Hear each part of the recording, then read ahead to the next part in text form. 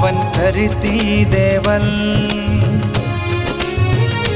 तेरे वधदे कदम,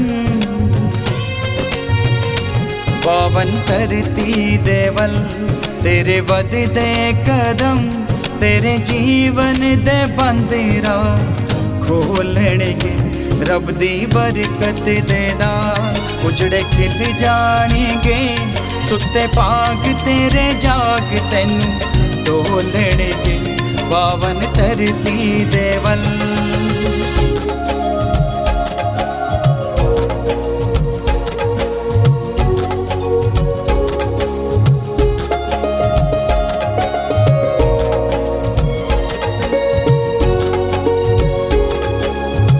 मंगी दुआ पूरी हो जावेगी, वगदी हनेरी भी खलो जावेगी।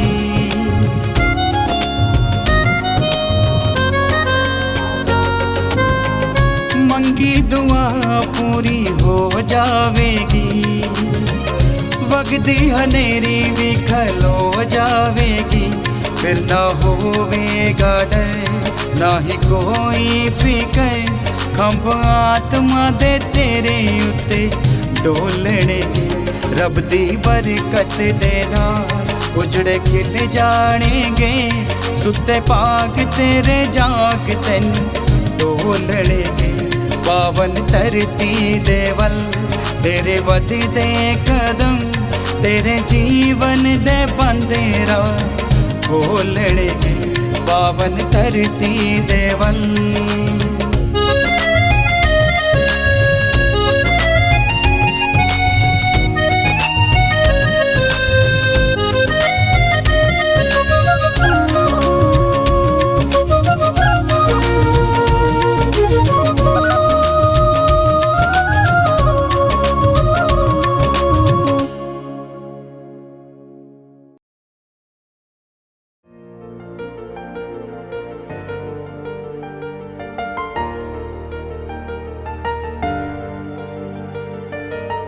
ਜਲੰਧਰ ਸ਼ਹਿਰ ਜਿਸ ਦੇ ਬਾਰੇ ਇਹ ਕਿਹਾ ਜਾਂਦਾ ਹੈ ਕਿ ਇਸ ਦਾ ਨਾਮ ਦੋ ਸ਼ਬਦ ਯਾਨੀ ਜਲ ਅਤੇ ਅੰਦਰ ਭਾਵ ਜਲ ਦੇ ਅੰਦਰ ਤੋਂ ਪਿਆ ਹੈ।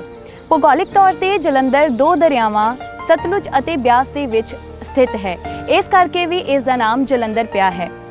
ਇਹ ਸ਼ਹਿਰ ਪੂਰੇ ਸੰਸਾਰ ਭਰ ਦੇ ਵਿੱਚ ਖੇਡਾਂ ਦਾ ਸਮਾਨ ਬਣਾਉਣ ਦੇ ਲਈ ਪ੍ਰਸਿੱਧ ਹੈ। ਸੋ ਅੱਜ ਅਸੀਂ ਤੁਹਾਨੂੰ ਦਿਖਾਉਣ ਜਾ ਰਹੇ ਹਾਂ 1847 ਦੇ ਵਿੱਚ ਬਣਿਆ ਇੱਕ ਅਜਿਹਾ ਚਰਚ ਜੋ ਪੰਜਾਬ ਦੇ ਜਲੰਧਰ ਛਾਉਣੀ ਦੇ ਵਿੱਚ ਸਥਿਤ ਹੈ।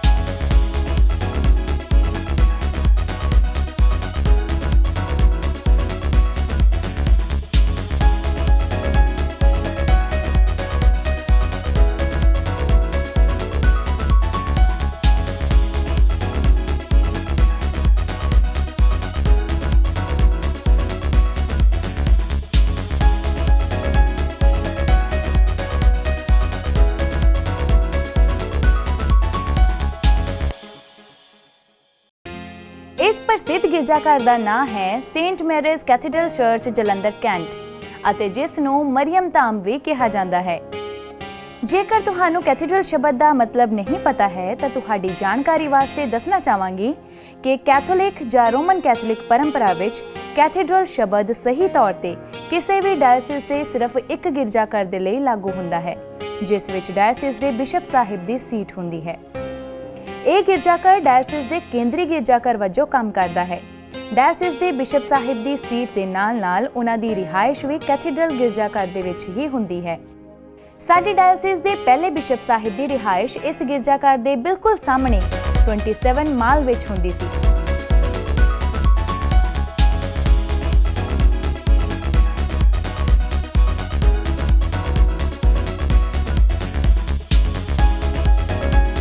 ਪਹਿਲਾਂ ਇੱਥੇ ਸਵਰਗੀ ਬਿਸ਼ਪ ਸਿੰਫੋਰੀਅਨ ਜੀ ਰਹਿੰਦੇ ਸਨ ਅਤੇ ਹੁਣ ਉਹਨਾਂ ਦੁਆਰਾ ਸਥਾਪਿਤ ਧਾਰਮਿਕ ਜਮਾਤ ਦੀਆਂ ਧਰਮ ਭੈਣਾਂ ਯਾਨੀ ਕਿ ਮਿਸ਼ਨਰੀਜ਼ ਆਫ ਜੀਸਸ ਜਮਾਤ ਦੀਆਂ ਸਿਸਟਰਾਂ ਰਹਿੰਦੀਆਂ ਹਨ।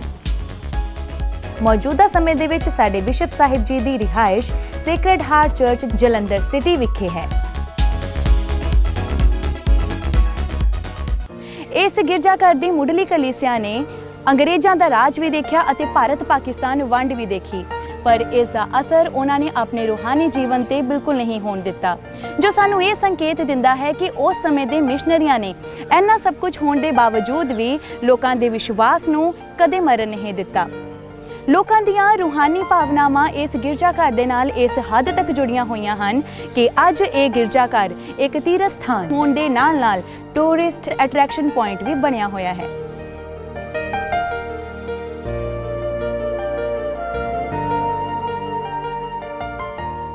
ਜਲੰਧਰ ਛਾਉਣੀ ਪੈਰਿਸ਼ ਇਤਿਹਾਸਿਕ ਪੱਖੋਂ ਬਹੁਤ ਹੀ ਪੁਰਾਣੀ ਪੈਰਿਸ਼ ਹੈ। ਇੱਥੋਂ ਦਾ ਪੁਰਾਣਾ ਗਿਰਜਾਘਰ, ਜੋ ਕਿ ਸੰਤ ਪੈਟਰਿਕ ਨੂੰ ਸਮਰਪਿਤ ਸੀ, ਆਗਰਾ ਦੇ ਵਿਕਾਰੀਏਟ ਅਪੋਸਟੋਲਿਕ ਤੋਂ ਆਏ ਫਾਦਰ ਜੌਨ ਮੈਕਡੋਨਾ OFM ਕੈਪ ਨੇ 1847 ਵਿੱਚ ਬਣਾਇਆ ਸੀ। 15 ਫਰਵਰੀ 1987 ਵਿੱਚ ਪੁਰਾਣੇ ਗਿਰਜਾਘਰ ਨੂੰ ਢਾਉਣ ਦਾ ਕੰਮ ਸ਼ੁਰੂ ਕੀਤਾ ਗਿਆ। ਸੰਤ ਪਾਪਾ ਜੌਨ ਪੌਲ ਦੂਸਰੇ ਦੇ 1986 ਵਿੱਚ ਭਾਰਤੀ ਦੌਰੇ ਦੌਰਾਨ ਉਹਨਾਂ ਨੇ ਕੈਥੇਡਰਲ ਚਰਚ ਦੇ ਨੀਂਹ ਪੱਥਰ ਨੂੰ ਬਰਕਤ ਦਿੱਤੀ ਅਤੇ 19 ਅਪ੍ਰੈਲ 1987 ਨੂੰ ਜਲੰਧਰ ਡਾਇਸਿਸ ਦੇ ਪਹਿਲੇ ਬਿਸ਼ਪ ਅੱਜ ਸਤਿਕਾਰਯੋਗ ਬਿਸ਼ਪ ਸਿੰਫੋਰੀਅਨ ਕੀਪਰਤ ਜੀ ਨੇ ਨਵੇਂ ਗਿਰਜੇ ਦਾ ਨੀਂਹ ਪੱਥਰ ਰੱਖਿਆ ਅਤੇ ਮੌਨਸੀਨੀਅਰ ਮੈਥਿਊ ਕੁਕੰਡਮ ਜੀ ਦੀ ਦੇਖਰੇਖ ਹੇਠ ਇਹ ਗਿਰਜਾਘਰ ਤਿਆਰ ਹੋਇਆ। ਇਸ ਤੋਂ ਬਾਅਦ 29 ਅਕਤੂਬਰ 1999 ਨੂੰ ਦੀਵਾਲੀ ਦੇ ਤਿਉਹਾਰ ਦੇ ਦਿਨ ਰੋਮ ਤੋਂ ਆਏ ਸੰਤ ਪਾਪਾ ਦੇ ਪ੍ਰਤੀਨਿਧੀ ਅਤੇ ਸਤਿਕਾਰਯੋਗ ਆਰਚ ਬਿਸ਼ਪ ਜੋਸ ਸਾਂਚੇਜ਼ ਨੇ ਨਵੇਂ ਉਸਾਰੇ ਗਏ ਗਿਰਜਾਘਰ ਨੂੰ ਬਰਕਤ ਦਿੱਤੀ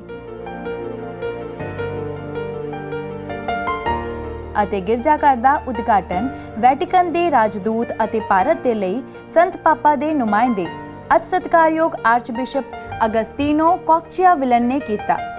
ਇਸ ਸ਼ੁਭ ਮੌਕੇ ਤੇ ਭਾਰਤ ਦੇ ਭਿੰਨ-ਭਿੰਨ ਖੇਤਰਾਂ ਦੇ ਆਰਚ ਬਿਸ਼ਪ ਅਤੇ ਬਿਸ਼ਪ ਸਹਿਬਾਨ ਵੀ ਹਾਜ਼ਰ ਸਨ।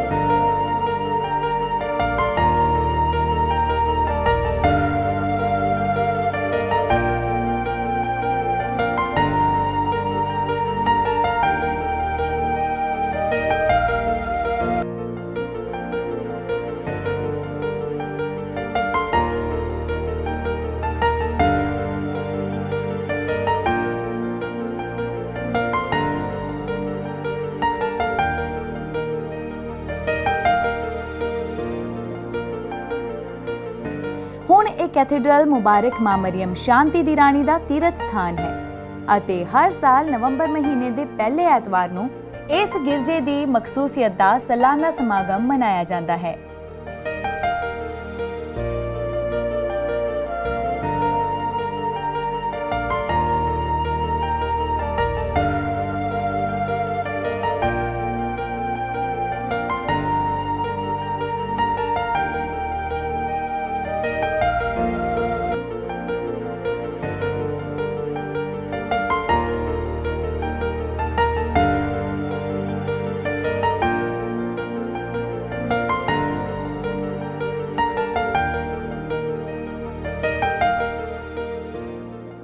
ਇਸ ਗਿਰਜਾਘਰ ਦੇ ਵਿੱਚ ਸਭ ਤੋਂ ਪਹਿਲਾ ਬਪਤਿਸਮਾ 6 ਅਗਸਤ 1848 ਵਿੱਚ ਜੇਮਸ ਵਾਟਸ ਅਤੇ ਮੈਰੀ ਦੇ ਪੁੱਤਰ ਰਾਬਰਟ ਦਾ ਹੋਇਆ ਸੀ। ਇਸ ਨਵੇਂ ਗਿਰਜਾਘਰ ਨੂੰ ਬਣੇ ਕੁੱਲ 32 ਸਾਲ ਹੋ ਚੁੱਕੇ ਹਨ ਅਤੇ ਇਸ ਦਾ ਸਿਲਵਰ ਜੁਬਲੀ ਸਾਲ ਸਨ 2014 ਦੇ ਵਿੱਚ ਮਨਾਇਆ ਗਿਆ ਸੀ।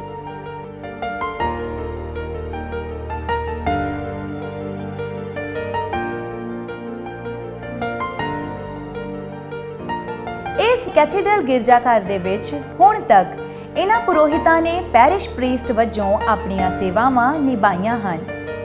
ਸਭ ਤੋਂ ਪਹਿਲੇ ਪੈਰਿਸ਼ ਪ੍ਰੀਸਟ ਸਨ ਲੇਟ ਰੈਵਰੈਂਡ ਫਾਦਰ ਮੈਥਿਊ ਨੀਲਾਪੰਨਾ, ਜਿਨ੍ਹਾਂ ਨੇ ਪਹਿਲਾਂ 1966 ਤੋਂ ਲੈ ਕੇ 1969 ਤੱਕ ਅਤੇ ਬਾਅਦ ਵਿੱਚ 1992 ਤੋਂ 1993 ਤੱਕ ਆਪਣੀ ਸੇਵਾ ਨਿਭਾਈ।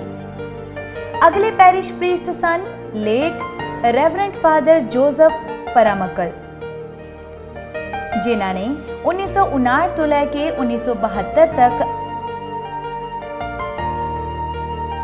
लेट रेवरेंड फादर थॉमस कालापुरा ने 1972 ਤੋਂ 1975 तक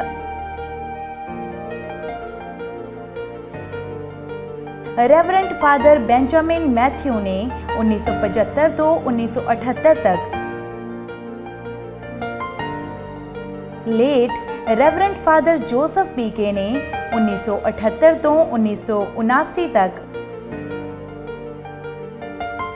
रेवरेंड फादर मैथ्यू एनवी 1979 ਤੋਂ 1984 तक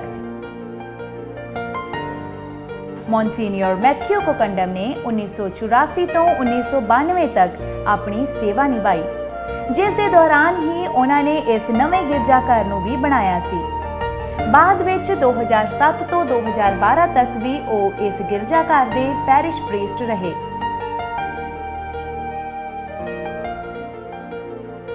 उन्नीस सौ 93 ਤੋਂ 2002 तक रेवरेंड फादर जोस एडाकुनथ जी ने इस गिरजाघर ਵਿੱਚ लगातार 9 साल अपनी सेवा निभाई। मॉन्सिन्योर माइकल एनी ने 2003 ਤੋਂ 2004 तक ਅਤੇ ਉਸ ਤੋਂ ਬਾਅਦ 2014 ਤੋਂ ਲੈ ਕੇ 2020 तक ਵੀ ਉਹਨਾਂ ਨੇ ਆਪਣੀ ਸੇਵਾ ਨਿਭਾਈ।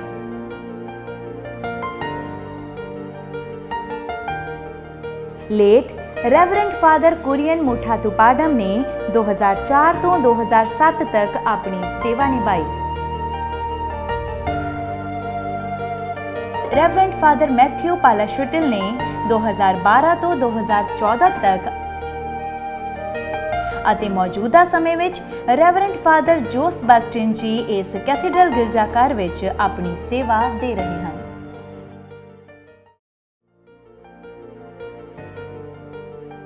ਗੱਲ ਕਰੀਏ ਇਸ ਦੀ ਬਣਾਵਟ ਬਾਰੇ ਤਾਂ ਅਸੀਂ ਦੇਖਦੇ ਹਾਂ ਕਿ ਇਸ ਦੀ ਬਣਾਵਟ ਕੁਝ ਅਜਿਹੀ ਹੈ ਕਿ ਇਹ ਗਿਰਜਾਘਰ ਹਰ ਇੱਕ ਧਰਮ ਦੇ ਮਜ਼ਹਬ ਦੇ ਲੋਕਾਂ ਨੂੰ ਆਪਣੀ ਬਣਾਵਟ ਕਰਕੇ ਹੀ ਬਹੁਤ ਆਕਰਸ਼ਿਤ ਕਰਦਾ ਹੈ।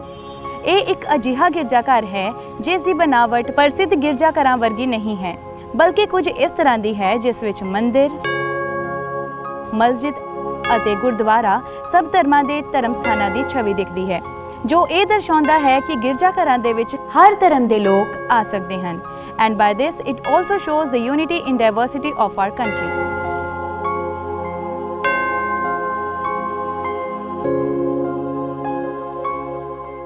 ਇਸ ਗਿਰਜਾਘਰ ਦੇ ਇਤਿਹਾਸ ਨੂੰ ਵਿਸਤਾਰਪੂਰਵਕ ਜਾਣਨ ਦੇ ਲਈ ਗੱਲਬਾਤ ਕਰਦੇ ਹਾਂ ਇਸ ਦੇ ਮੌਜੂਦਾ ਪੈਰਿਸ਼ ਪ੍ਰੀਸਟ ਰੈਵਰੈਂਡ ਫਾਦਰ ਜੋਸ ਬਸਟਿਨ ਜੀ ਦੇ ਨਾਲ, ਜੋ ਕਿ ਲੰਬੇ ਸਮੇਂ ਤੱਕ ਸਾਡੀ ਜਲੰਧਰ ਡਾਇਸਿਸ ਦੇ ਚਾਂਸਲਰ ਵੀ ਰਹਿ ਚੁੱਕੇ ਹਨ। ਸੋ ਅਸੀਂ ਗੱਲ ਕਰਨ ਜਾ ਰਹੇ ਹਾਂ Saint Mary's cathedral church Jalandhar ਛਾਉਣੀ ਦੀ, ਜੋ ਕਿ ਨਾਰਥ ਇੰਡੀਆ ਦੇ ਪੁਰਾਣੇ ਗਿਰਜਾਘਰਾਂ ਵਿੱਚੋਂ ਇੱਕ ਹੈ, ਅਤੇ ਜਾਣਾਂਗੇ ਇਸ ਦੇ ਕੁਝ ਇਤਿਹਾਸਿਕ ਤੱਥਾਂ ਬਾਰੇ ਇਸ ਗਿਰਜਾਘਰ ਦੇ ਮੌਜੂਦਾ ਪੈਰਿਸ਼ ਪ੍ਰੀਸਟ ਰੈਵਰੈਂਡ ਫਾਦਰ ਜੋਸ ਬਸਟਿਨ ਜੀ ਦੇ ਕੋਲੋਂ। ਜੈ ਯਿਸੂ ਕੀ ਫਾਦਰ ਜੀ। ਜੈ ਯਿਸੂ ਕੀ। ਫਾਦਰ ਜੀ, ਅਸੀਂ ਚਾਹਾਂਗੇ ਕਿ ਤੁਸੀਂ ਇਸ ਗਿਰਜਾਘਰ ਦੇ ਇਤਿਹਾਸ ਤੇ ਥੋੜਾ ਚਾਨਣਾ ਪਾਓ ਤਾਂ ਕਿ ਸਾਡੇ ਦਰਸ਼ਕ ਇਸ ਚਰਚ ਦੀ ਅਹਿਮੀਅਤ ਨੂੰ ਸਮਝ ਸਕਣ। ਸੇਂਟ ਮੈਰੀਜ਼ ਕੈਥੀਡਰਲ ਜਿੱਥੇ ਅਸੀਂ ਹੁਣ ਬੈਠੇ ਹਾਂ, ਇਹਦਾ ਜੋ ਸ਼ੁਰੂਆਤ ਅਸਲ ਵਿੱਚ ਸੇਂਟ ਪੈਟਰਿਕ ਚਰਚ ਦੇ ਨਾਮ ਤੇ ਹੋਇਆ ਸੀ। ਜਦੋਂ ਲਾਹੌਰ ਤੋਂ ਲਾਹੌਰ ਡਾਇਸਿਸ ਦੇ ਹਿੱਸਾ ਦੇ ਵਿੱਚੋਂ ਇੱਕ ਜੋ ਸਟੇਸ਼ਨ ਹੈ ਜਲੰਧਰ, ਸ਼ੁਰੂ ਦੇ ਵਿੱਚ ਆਰਮੀ ਲੋਕਾਂ ਦੀ, ਜੋ ਬ੍ਰਿਟਿਸ਼ ਤੇ ਆਇਰਿਸ਼ ਜੋ ਫੌਜੀ ਲੋਕ ਹੈ, ਉਹਨਾਂ ਦੀ ਦੇਖਭਾਲ ਦੇ ਲਈ ਪੁਰੋਹਿਤਾਂ ਨੂੰ ਨਿਯੁਕਤ ਕਰਦਾ ਸੀ ਵੱਖ-ਵੱਖ ਜਗ੍ਹਾ ਦੇ ਵਿੱਚ। ਤੋ ਇੱਥੇ 1846 ਵਿੱਚ ਪੁਰੋਹਿਤ ਨੂੰ ਫਾਦਰ ਜੌਨ ਮੈਕਡੋਨਲ ਕੈਪੂਚਿਨ ਫਾਦਰ ਨੂੰ ਨਿਯੁਕਤ ਕੀਤਾ ਗਿਆ, ਅਤੇ ਉਹ ਫਾਦਰ ਜੀ ਨੇ 1847 ਦੇ ਵਿੱਚ ਫਾਦਰ ਜੀ ਨੇ ਗਿਰਜਾਘਰ ਬਣਾਏ, ਅਤੇ ਉਹ ਗਿਰਜਾਘਰ ਬਣਾ ਕੇ ਕਾਫੀ ਪੁਰਾਣਾ ਹੋਣ ਦੇ ਕਰਕੇ 1985 ਦੇ ਵਿੱਚ ਬਿਸ਼ਪ ਸਿੰਬੋਰੀਅਨ ਨੇ ਡਾਇਸਿਸ ਦੇ ਜੋ ਕੈਥੀਡਰਲ ਹੈ, ਇਸ ਦੀ ਜੋ ਹਾਲਤ ਬਹੁਤ ਖਤਰਾ ਦੇ ਵਿੱਚ ਸੀ। ਇਸੇ ਕਰਕੇ 1985 ਦੇ ਵਿੱਚ ਉਹਨਾਂ ਨੇ ਇਸ ਚਰਚ ਨੂੰ ਫਿਰ ਨਵਾਂ ਬਣਾਉਣ ਦੇ ਫੈਸਲਾ ਕੀਤਾ ਅਤੇ 1986 ਦੇ ਵਿੱਚ ਇਹਦਾ ਕੰਮ ਸ਼ੁਰੂ ਕੀਤਾ। ਉਸ ਤੋਂ ਪਹਿਲਾਂ ਅਸੀਂ ਇਹ ਸਮਝਣਾ ਹੈ 1947 ਦੇ ਵਿੱਚ ਜਦੋਂ ਭਾਰਤ ਅਤੇ ਪਾਕਿਸਤਾਨ ਦੋ ਮੁਲਕਾਂ ਦੇ ਵਿੱਚ ਵੰਡ ਦਿੱਤਾ ਗਿਆ, ਉਸ ਸਮੇਂ ਤੋਂ ਲੈ ਕੇ ਲਾਹੌਰ ਡਾਇਸਿਸ ਦੇ ਵਿੱਚੋਂ ਇੱਥੇ ਆਉਣਾ, ਦੇਖਭਾਲ ਕਰਨਾ ਇਹ ਸਭ ਮੁਸ਼ਕਿਲ ਹੋ ਗਿਆ ਅਤੇ ਇਸੇ ਕਰਕੇ 1952 ਦੇ ਵਿੱਚ ਸੰਤ ਪਾਪਾ ਪਾਇਸ 12ਵੇਂ ਨੇ ਜਲੰਧਰ ਡਾਇਸਿਸ ਨੂੰ ਸਥਾਪਨਾ ਕੀਤਾ, ਲਾਹੌਰ ਡਾਇਸਿਸ ਦੇ ਵਿੱਚੋਂ ਵੱਖਰਾ ਕਰਕੇ ਅਤੇ ਜੰਮੂ ਦਾ ਅਲੱਗ, ਜੋ ਹਿਮਾਚਲ ਦੀ 4 ਡਿਸਟ੍ਰਿਕਟ ਅਤੇ ਉਸ ਸਮੇਂ ਦੇ ਹੁਸ਼ਿਆਰਪੁਰ ਡਿਸਟ੍ਰਿਕਟ ਦੇ ਸਾਰਾ ਹਿੱਸਾ, ਪੰਜਾਬ ਦੇ ਤਕਰੀਬਨ ਸਾਰੇ ਹਿੱਸੇ ਦੇ ਨਾਲ ਜਲੰਧਰ ਡਾਇਸਿਸ ਨੂੰ ਬਣਾਤਾ।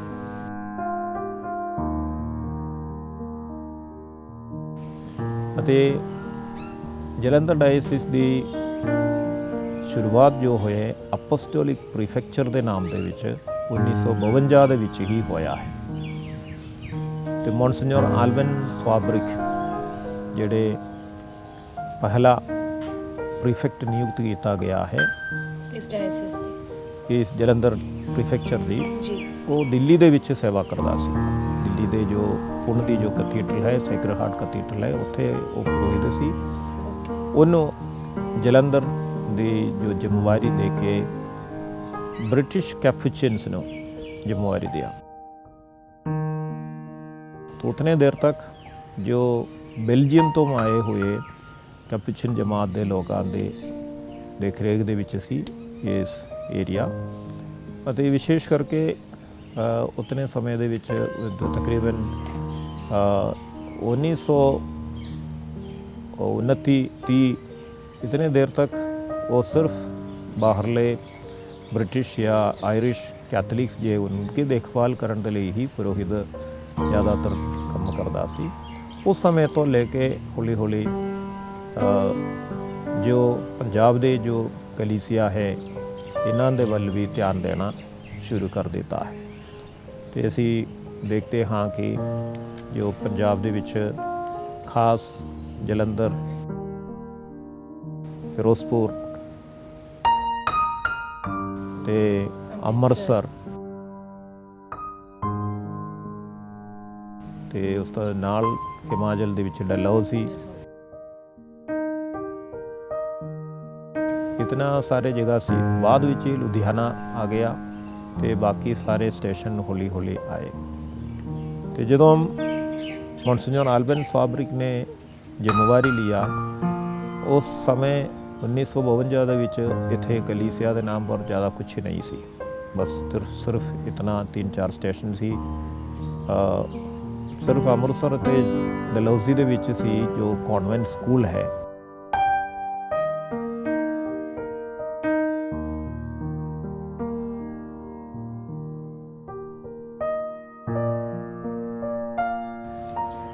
ਬਾਕੀ ਜਗ੍ਹਾ ਵਿੱਚ ਸਕੂਲ ਵੀ ਨਹੀਂ ਸੀ।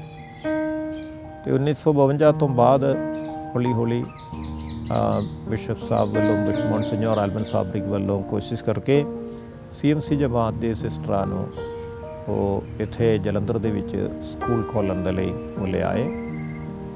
1958 ਦੇ ਵਿੱਚ ਉਹਨਾਂ ਨੇ ਇੱਧਰ ਆਏ ਅਤੇ ਸਕੂਲ ਖੋਲ੍ਹਣ ਦੇ ਲਈ ਕੋਸ਼ਿਸ਼ ਕੀਤਾ। ਉਸ ਤੋਂ ਬਾਅਦ 1971 ਦੇ ਵਿੱਚ ਦਸੰਬਰ ਮਹੀਨੇ ਦੇ ਵਿੱਚ ਜੋ ਅਪੋਸਟੋਲਿਕ ਪ੍ਰੀਫੈਕਚਰ ਹੈ ਜਲੰਧਰ, ਮਤਲਬ ਡਾਇਸਿਸ ਨਹੀਂ ਸੀ ਪੂਰਨ ਤੌਰ ਤੇ ਜੀ, ਉਹਦੇ ਤਿਆਰੀ ਵਜੋਂ ਅਪੋਸਟੋਲਿਕ ਪ੍ਰੀਫੈਕਚਰ ਬਿਸ਼ਪ ਸਾਹਿਬ ਜੀ ਅਤੇ ਉਸ ਸਮੇਂ ਦੇ ਬ੍ਰਿਟਿਸ਼ ਕੈਪੂਚਿਨਸ ਉਨਕੇ ਸਾਥ 2-4 ਭਾਰਤੀ ਕੈਪੂਚਿਨ ਅਤੇ ਫਾਦਰ ਲੋਕ ਉਹਨਾਂ ਦੇ ਨਾਲ ਸੇਵਾ ਕਰਦਾ ਸੀ। ਉਹਨਾਂ ਦੇ ਮਿਹਨਤ ਦੇ ਨਾਲ ਤਕਰੀਬਨ 12,000 ਜਾਂ 15,000 ਤੱਕ ਵਿਸ਼ਵਾਸੀਆਂ ਦੀ ਗਿਣਤੀ ਉਸ ਸਮੇਂ ਹੋਏ। 1971 ਦੇ ਵਿੱਚ ਡਾਇਸਿਸ 'ਤੇ ਐਲਾਨ ਕਰਨ ਦੇ ਨਾਲ ਬਿਸ਼ਪ ਸਾਹਿਬ ਦਾ ਵੀ ਨਿਯੁਕਤੀ ਹੋਇਆ, ਜੋ ਭਾਰਤ ਦੇ ਕੈਪੂਚਨ ਜਮਾਤ ਦੇ ਵਿੱਚੋਂ ਮੌਨਸਿਨਿਓਰ ਸਿੰਫੋਰੀਅਨ ਕੀਪਰਥ, ਜਿਸ ਨੂੰ ਜਲੰਧਰ ਡਾਇਸਿਸ ਦੀ ਪਹਿਲਾ ਬਿਸ਼ਪ ਨਿਯੁਕਤ ਕੀਤਾ। 1972 ਦੇ ਵਿੱਚ 18 ਮਾਰਚ ਨੂੰ ਬਿਸ਼ਪ ਸਾਹਿਬ ਦੀ ਕੌਨਸੈਕ੍ਰੇਸ਼ਨ ਹੋਇਆ ਅੰਮ੍ਰਿਤਸਰ ਵਿਖੇ।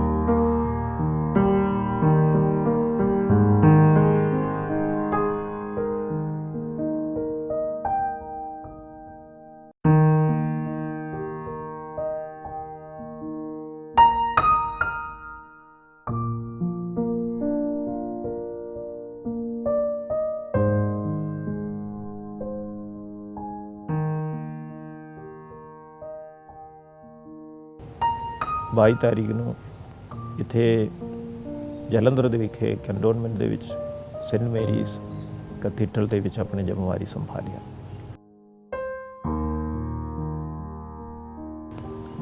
ਉਸ ਸਮੇਂ ਤੋਂ ਲੈ ਕੇ ਬਿਸ਼ਪ ਸਿੰਫੋਰੀਅਨ ਨੇ ਪੂਰੇ ਲਗਨ ਦੇ ਨਾਲ ਸਾਰੇ ਪੰਜਾਬ ਪ੍ਰਦੇਸ਼ ਦੇ ਵਿੱਚ ਜੋ ਜ਼ਰੂਰੀ ਸੀ ਲੋਕਾਂ ਦੀ ਭਲਾਈ ਦੇ ਲਈ, ਉਹਨਾਂ ਦੇ ਬਾਰੇ ਵਿਚਾਰ ਕੀਤਾ ਅਤੇ ਹੌਲੀ ਹੌਲੀ ਉਹ ਵੱਖ-ਵੱਖ ਜਮਾਤ ਦੀਆਂ ਸਿਸਟਰਾਂ ਨੂੰ ਇੱਥੇ ਲੈ ਆਏ।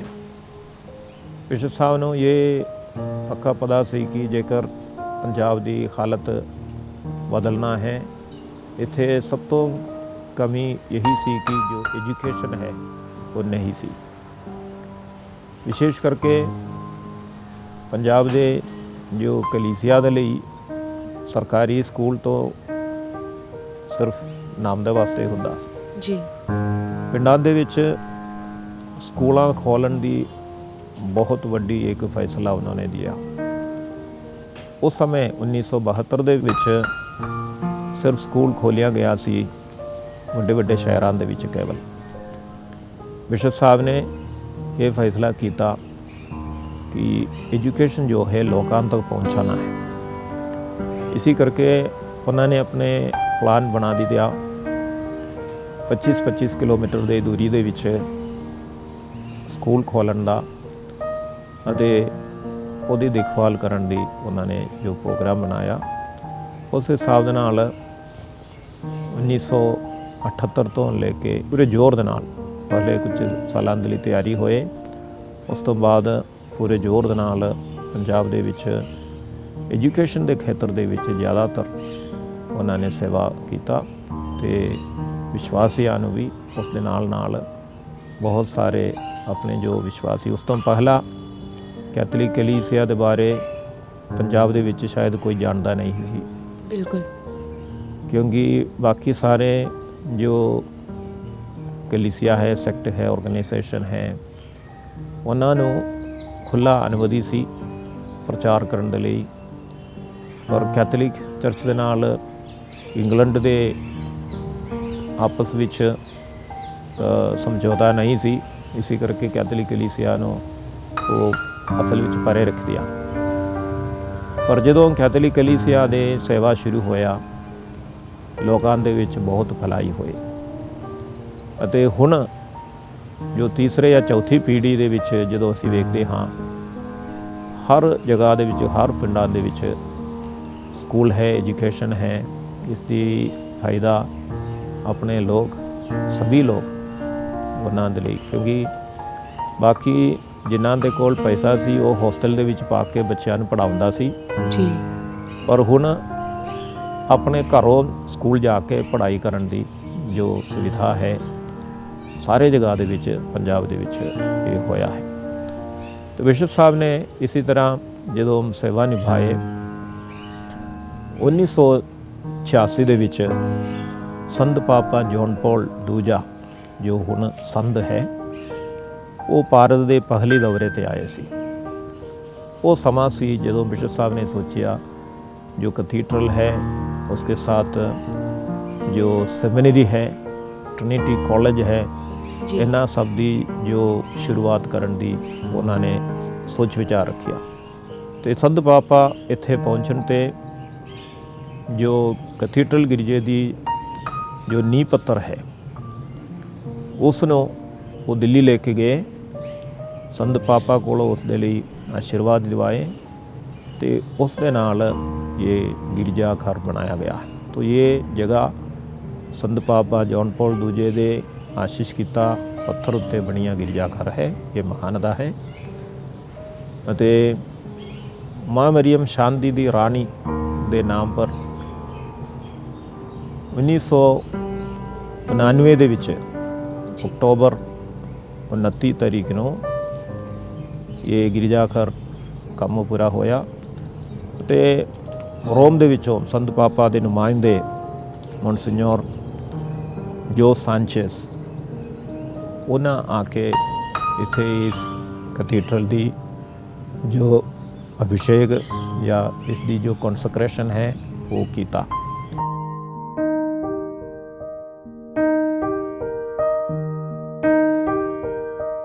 ਤੇ ਉਸ ਸਮੇਂ ਭਾਰਤ ਵਿੱਚੋਂ ਕਾਫੀ ਬਿਸ਼ਪ ਸਾਹਿਬਾਨ ਅਤੇ ਜੋ ਸੰਤ ਪਾਪਾ ਦੇ ਨੁਮਾਇੰਦੇ, ਭਾਰਤ ਦੇ ਨੁਮਾਇੰਦੇ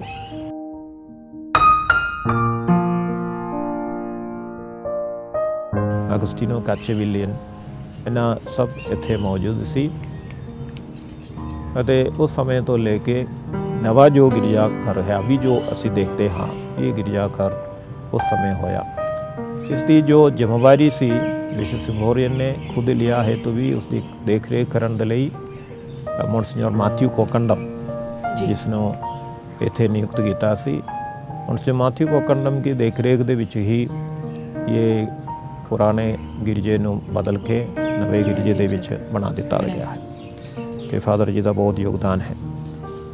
ਅਸੀਂ ਹੁਣ ਬਾਈਬਲ ਬਾਲੀ ਦੇ ਵਿੱਚ ਬੈਠੇ ਹਾਂ ਜੀ ਜਿੱਥੇ ਸਾਰੇ ਜੋ ਕ੍ਰੀਏਸ਼ਨ ਤੋਂ ਲੈ ਕੇ ਪ੍ਰਭੂ ਯਿਸੂ ਮਸੀਹ ਦੇ ਮੁਰਦਿਆਂ ਵਿੱਚੋਂ ਜੀ ਉਠਣ ਦੇ ਤੱਕ ਜੋ ਪਵਿੱਤਰ ਬਾਈਬਲ ਦੱਸਦਾ ਹੁੰਦਾ ਹੈ ਇਸ ਦੀ ਜੋ ਵਰਣਨ ਕੀਤਾ ਗਿਆ ਹੈ ਜੀ ਅਤੇ ਇਹ ਕੀਤਾ ਗਿਆ ਹੈ ਮੌਨਸਿਨਯੋਰ ਮਾਈਕਲ ਲਾਨੀ ਵੱਲੋਂ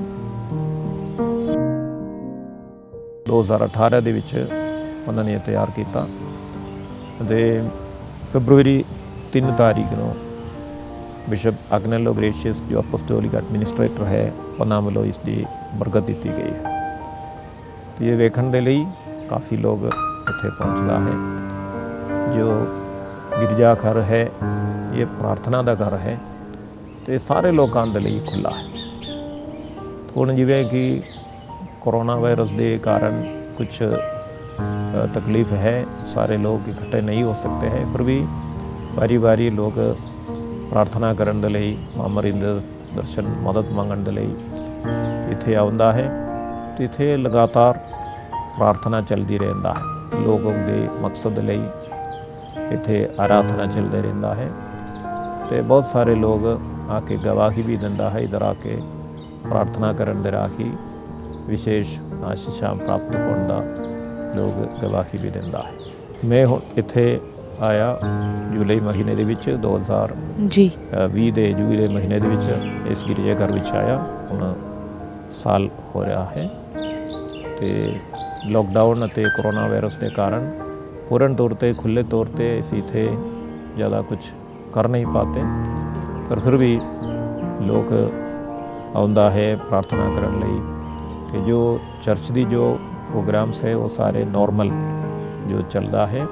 भावे लोगों की गिनती जो है सरकार के हिदायत के मुताबिक वो कट रखा गया है। यह जो संक्षेप रूप दे विच जलंधर कैथीड्रल के बारे जो इतिहास है ये इसी है। ਔਰ ਫਾਦਰ ਜੀ ਅਸੀਂ ਦੇਖਦੇ ਹਾਂ ਕਿ ਜਿਸ ਤਰ੍ਹਾਂ ਤੁਸੀਂ ਸਾਨੂੰ ਇਸ ਗਿਰਜਾਘਰ ਦੇ ਇਤਿਹਾਸ ਦੇ ਬਾਰੇ ਦੱਸਿਆ ਕਿ ਸਾਡੇ ਬਿਸ਼ਪ ਸਿੰਫੋਰੀਅਨ ਜੀ ਨੇ ਕਾਫੀ ਮਿਸ਼ਨਰੀ ਕੰਮ ਕੀਤੇ ਔਰ ਮੌਨਸੀਨੀਅਰਸ ਨੇ ਵੀ ਕਾਫੀ ਮਿਸ਼ਨਰੀ ਕੰਮ ਕੀਤੇ ਔਰ ਬਹੁਤ ਸਾਰੀ ਗਿਫਟਸ ਵੀ ਦਿੱਤੇ ਇਸ ਗਿਰਜਾਘਰ ਨੂੰ ਬਾਈਬਲ ਵੈਲੀ ਰੋਜ਼ਰੀ ਵਿਲਾ ਬਣਾ ਕੇ। ਅਸੀਂ ਤੁਹਾਡੇ ਐਕਸਪੀਰੀਅੰਸ ਨੂੰ ਜਾਣਨਾ ਚਾਹਾਂਗੇ ਕਿ ਜਦੋਂ ਤੁਸੀਂ ਪਿਛਲੇ ਸਾਲ ਤੋਂ ਹੁਣ ਤੱਕ ਇਸ ਗਿਰਜਾਘਰ ਦੇ ਪੈਰਿਸ਼ ਪ੍ਰੀਸਟ ਹੋ, ਤੁਹਾਡਾ ਕੀ ਐਕਸਪੀਰੀਅੰਸ ਰਿਹਾ ਇਸ ਇਤਿਹਾਸਿਕ ਗਿਰਜਾਘਰ ਦੇ ਵਿੱਚ ਆ ਕੇ? ਇੱਥੇ ਮੈਂ ਦੇਖਦੇ ਹਾਂ ਕਿ ਲੋਕ ਪ੍ਰਾਰਥਨਾ ਕਰਨ ਦੇ ਲਈ ਇੱਥੇ ਪਹੁੰਚਦਾ ਹੈ। ਇੱਥੇ 24 ਘੰਟਾ ਦੀ ਪ੍ਰਾਰਥਨਾ ਹੈ। ਪੂਰੇ ਦਿਨ ਸਵੇਰੇ ਤੋਂ ਲੈ ਕੇ ਸ਼ਾਮ ਤੱਕ ਪ੍ਰਾਰਥਨਾ ਚੱਲਦੇ ਰਹਿੰਦਾ ਹੈ, ਜੋ ਲੋਕਾਂ ਦੇ ਲਈ ਖੁੱਲ੍ਹਾ ਹੈ ਜੀ।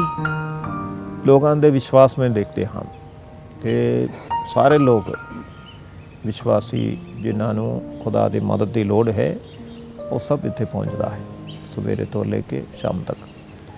ਜੋ ਮਿਲਟਰੀ ਦੇ ਲੋਕ ਹੈ ਉਹ ਵੀ ਪ੍ਰਾਰਥਨਾ ਕਰਨ ਦੇ ਲਈ ਇੱਧਰ ਆਉਂਦਾ ਹੈ। ਤੇ ਵੈਸੇ ਜੋ ਵਾਤਾਵਰਨ ਬਹੁਤ ਸੁੰਦਰ ਹੈ, ਇਸੇ ਕਰਕੇ ਲੋਕ ਦੇਖਣ ਲਈ ਕੁਛ ਆਰਾਮ, ਕੁਛ ਹਵਾ, ਚੰਗੀ ਹਵਾ ਲੈਣ ਦੇ ਲਈ ਵੀ ਲੋਕ ਪਹੁੰਚਦਾ ਹੈ। ਤੇ ਇੱਥੇ ਜੋ ਸਲੀਬ ਦੇ ਰਾਹ ਦੀ 14 ਮੁਕਾਮ ਦੀ ਜੋ ਸਟੇਸ਼ਨ ਹੈ ਉਹ ਵੀ ਫਾਦਰ ਮਾਈਕਲਾਨੀ ਵੱਲੋਂ ਬਣਾਇਆ ਗਿਆ ਸੀ ਜੀ। ਤਾਂ ਉਹ ਵੀ ਪ੍ਰਭੂ ਯਿਸੂ ਮਸੀਹ ਦੇ ਦੁੱਖ ਭੋਗ ਦੇ ਸਾਰਾ ਵਰਣਨ ਕਰਦਾ ਹੈ। ਉਹਦੇ ਵੱਲ ਵੀ ਲੋਕ ਪ੍ਰਾਰਥਨਾ ਕਰਨ ਦੇ ਲਈ ਵੀ ਪਹੁੰਚਦਾ ਹੈ। ਇੱਥੇ मुझे तो बहुत अच्छा लग रहा है कि जो कोऑपरेशन लोगों वालों है ये पूर्ण तौर पर वो सभी लोग दे रहे हैं, तो कोई दिक्कत नहीं है। सो फादर जी अज तुसी साडे दर्शकों को की संदेश देना चाहोगे? गिरजाघर जो ये कैथीड्रल गिरजाघर है ये साढ़े डायसिस की मुख्य गिरजाघर है, इसी करके इसनों कैथीड्रल किया जाता है। ये बिशप साहब की अपनी गिरजाघर है। इत्थे सारे डायसिस के सभी विश्वासी लोग अपने प्रार्थना करने के लिए, विशेष करके माँ मरियम जी के लिए सारे डायसिस समर्पित है, वो इस गिरजाघर समर्पित है। माँ मरियम की मदद मंगण के लिए इत्थे लोग पहुँचता है ਅਤੇ ਸਾਰਿਆਂ ਨੂੰ ਜੀ ਆਇਆਂ ਆਖਦੇ ਹਾਂ।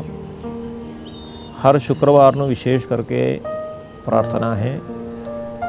ਪ੍ਰਭੂ ਯਿਸੂ ਦੇ ਪੰਜਾਂ ਜ਼ਖ਼ਮਾਂ ਵੱਲ ਧਿਆਨ ਲਗਾ ਕੇ ਅਤੇ ਪ੍ਰਭੂ ਯਿਸੂ ਦੇ ਆਨੰਦ ਦਇਆ ਉਸ ਨੂੰ ਪ੍ਰਾਪਤ ਕਰਨ ਦੇ ਲਈ ਖਾਸ ਪ੍ਰਾਰਥਨਾ ਹੈ। ਤੇ ਜੋ ਇਤਰਾਫ ਕਰਨਾ ਚਾਹੁੰਦੇ ਹੈ, ਕਨਫੈਸ਼ਨ ਕਰਨਾ ਚਾਹੁੰਦੇ, ਉਹ ਇੱਥੇ ਕਦੀ ਵੀ ਪਹੁੰਚ ਸਕਦਾ ਹੈ। ਤੇ ਇਸੇ ਤਰ੍ਹਾਂ ਖੁਦਾ ਦੇ ਨਾਲ ਜੋ अपना संबंध बनाना चाहता है, कोई मुश्किल है उन्होंने विच प्रभु की मदद जो मांगना चाहता है वो इत्थे पहुँच सकते हैं, आ सकते हैं। तो जिथों तक साडे वालों हो सकता है उन्होंने पूरी मदद करने लई, प्रार्थना करने लई असीं कोशिश करते हैं। Thank you very much father ji. ਅਸੀਂ ਤੁਹਾਡਾ ਬਹੁਤ-ਬਹੁਤ ਧੰਨਵਾਦ ਕਰਦੇ ਹਾਂ ਕਿ ਤੁਸੀਂ ਆਪਣਾ ਕੀਮਤੀ ਸਮਾਂ ਕੱਢ ਕੇ ਸਾਡੇ ਦਰਸ਼ਕਾਂ ਨੂੰ ਇਸ ਇਤਿਹਾਸਿਕ ਚਰਚ ਦੀ ਜਾਣਕਾਰੀ ਦਿੱਤੀ। Thank you very much. ਤੁਹਾਡਾ ਵੀ ਧੰਨਵਾਦ ਕਰਦੇ ਹਾਂ, ਵਿਸ਼ੇਸ਼ ਕਰਕੇ ਜੋ ਪ੍ਰਾਰਥਨਾ ਭਵਨ ਟੀਵੀ ਦੇ ਜੋ ਦਰਸ਼ਕ ਲੋਕ ਹੈ ਉਹਨਾਂ ਦੇ ਲਈ ਇਹ ਜੋ ਪ੍ਰੋਗਰਾਮ ਤਿਆਰ ਕੀਤਾ ਹੈ। ਇਹਦੇ ਰਾਹੀਂ ਉਮੀਦ ਹੈ ਕਿ ਬਹੁਤ ਸਾਰੇ ਲੋਕਾਂ ਨੂੰ ਇੱਥੇ ਇਸ ਗਿਰਜਾਘਰ ਆ ਕੇ ਪ੍ਰਾਰਥਨਾ ਕਰਨ ਦੇ ਲਈ ਪ੍ਰਭੂ ਦੀ ਆਸ਼ੀਸ਼ ਪਾਉਣ ਦੀ ਮੌਕਾ ਮਿਲ ਜਾਏਗੇ। ਧੰਨਵਾਦ। ਰਾਤ ਦੇ ਸਮੇਂ ਇਸ ਗਿਰਜਾਘਰ ਦਾ ਨਜ਼ਾਰਾ ਬੜਾ ਹੀ ਸ਼ਾਨਦਾਰ ਹੁੰਦਾ ਹੈ।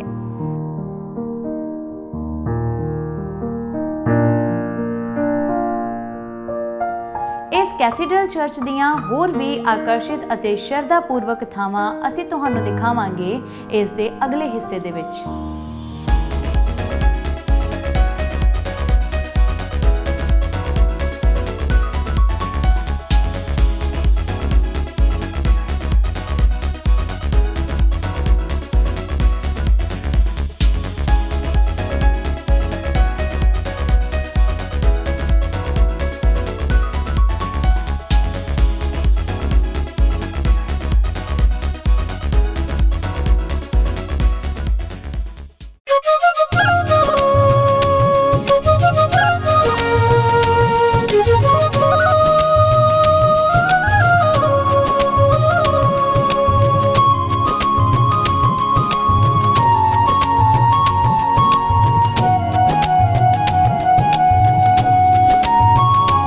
पावन धरती देवल तेरे वधदे कदम पावन धरती दे वल, तेरे वधदे कदम तेरे जीवन दे बंदिरा खोलणगे रब दी बरकत दे नाल। उजड़े खिल जाणगे सुते पाग तेरे जाग तैनू टोलणगे पावन धरती दे वल।